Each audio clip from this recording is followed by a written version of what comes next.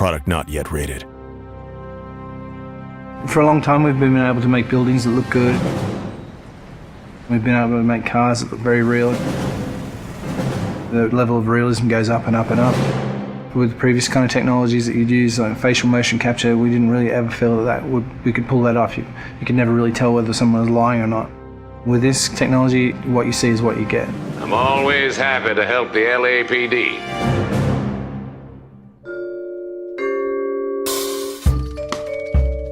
We started research on it about 5 years ago. Back then, only research groups were already doing it, this kind of 3D mesh generation from optical cameras. We thought that there might be some application for what we were doing, and this story is a detective story, so the believability of the actors' performances is key to gameplay. That's one of the key strengths of our system. We can actually see all the subtle features that animation traditional ones just can't do. Cole Phelps, traffic. What have we got? It's really acting a scene in two parts. The motion capture and then the motion scanning. The motion capture captures all the body movements and where people look, so it gives you all of the eye lines. Regulator valve. Good find.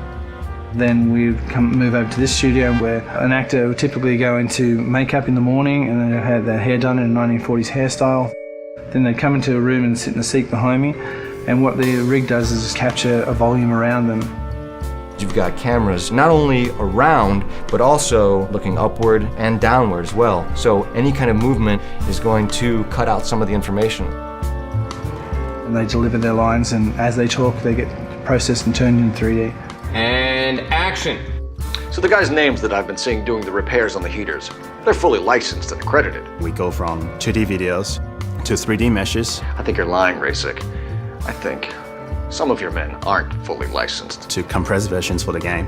I think some of your men aren't fully licensed. You're desperate to cover your sales. The level of detail is just so high that they're just like a real person in life. You're gonna lose your wife and probably end up in the big house.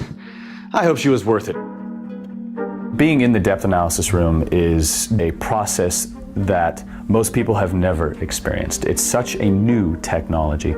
It's a constant close-up is what it is, but it's a close-up from 360 degrees. There's something pretty special about knowing that you will be recreated, but in another type of form. I saw myself today. Blow it off, Cole. These artsy-fartsy types always get a little flighty. It's me. LAPD, drop the weapon! Hey, you think I'm some kind of nut job?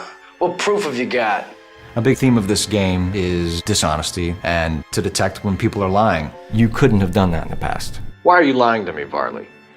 The better you are at reading people, the more things it'll reveal, and the story goes different ways if you do that. The only way you're going to get rid of me is to give me an answer. You're out of your depth here, detective, and you're asking the wrong questions of the wrong people. Having this realism really helps. You're literally talking to that person and then seeing how they behave by asking questions.